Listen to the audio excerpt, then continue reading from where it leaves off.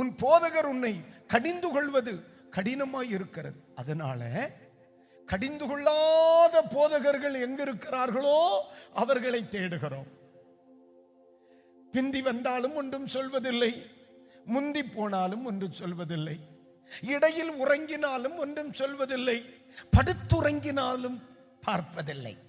இப்படிப்பட்ட ஊழியர்கள் எங்கிருக்கிறார்கள் என்று தேடி அவர்கள் ஆலயத்தில் போய் அமர்ந்து ஆமென் மகிழ்ச்சியோடு ஆராதிக்கிறேன் என்று சொல்லுகிறாய்.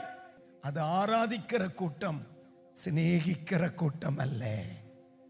சிநேகிக்கிற கூட்டம் பிரம்போடு உனக்காக காத்திருக்கும். நீ அழிந்து போகக்கூடாது என்பதற்காக, உன் குடும்பம் அழிந்து போகக்கூடாது என்பதற்காக, உன் பிள்ளைகள் அழிந்து போகக்கூடாது என்பதற்காக இந்த உலகத்தில் தன் முன் ஆராதிக்கிற தான் பெற்றெடுத்த மக்கள் ஒரு நாளும் எவனுக்கு முன்னும் தலை குனிய கூடாது என்பதற்காக அவர் வலையை அலசத்தான் செய்வார். அல்லேலூயா.